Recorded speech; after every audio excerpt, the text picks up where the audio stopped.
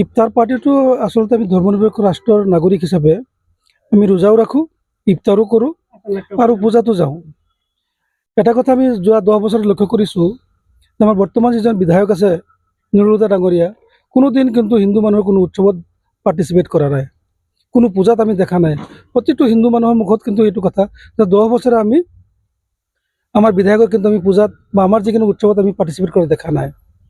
আমি কিন্তু ভাৰত এখন ধৰ্মনিৰপেক্ষ ৰাষ্ট্ৰ, ধৰ্মনিৰপেক্ষ ৰাষ্ট্ৰ হিচাপে আমি ধৰ্মনিৰপেক্ষ এটা দলৰ আমি এজন কৰ্মী হয়, কৰ্মী হিচাপে প্ৰতিটো ধৰ্মক আমি সন্মান কৰোঁ।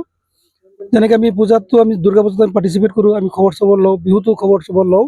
ঠিক তেনেকৈ গণতন্ত্ৰৰ এটা অপৰিহাৰ্য অংগ ইফতাৰ পাৰ্টিটো।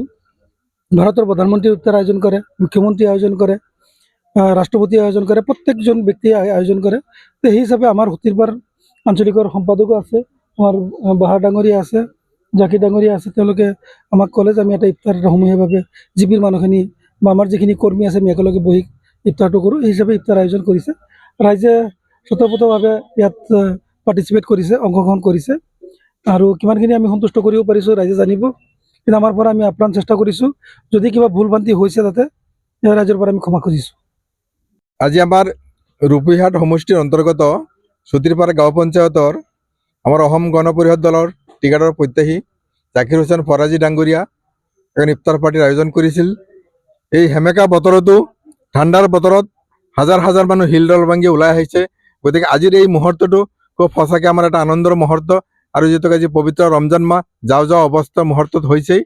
গতিকে এই পবিত্ৰ ৰমজান মাহৰ শেষৰ ফালে আমাৰ সকলো ৰূপহী সমষ্টিবাসী ৰাইজক আগন্ত ঈদৰ শুভেচ্ছা জনালোঁ। আজি আপোনালোকৰ চেনেলৰ যোগেদি মানে এই কথাটো আমি ৰূপহীহাটবাসী ৰাইজক জনাবলৈ মানে সুখী হৈছোঁ যে আজি চুতিৰপাৰ গাঁও পঞ্চায়তত আমাৰ ৰূপহীহাট সমষ্টিৰ প্ৰাৰ্থিত্ব প্ৰত্যাশী অসম গণ পৰিষদ দলৰ জাকিৰ হুছেইন ফৰাজীৰ নেতৃত্বত আজি আমাৰ এই সুতিৰপাৰ মছজিদ প্ৰাংগণত এটা ইফতাৰ পাৰ্টি আয়োজন কৰা হৈছে। আৰু এই ইফতাৰ পাৰ্টিত হেজাৰ হেজাৰ মানুহে আমি একেলগে ইফতাৰ গ্ৰহণ কৰিছোঁ। এই মুহূৰ্তটো আমি মানে কেতিয়াও পাহৰিব নোৱাৰিম, বহুত ভাল লগা এটা মুহূৰ্ত।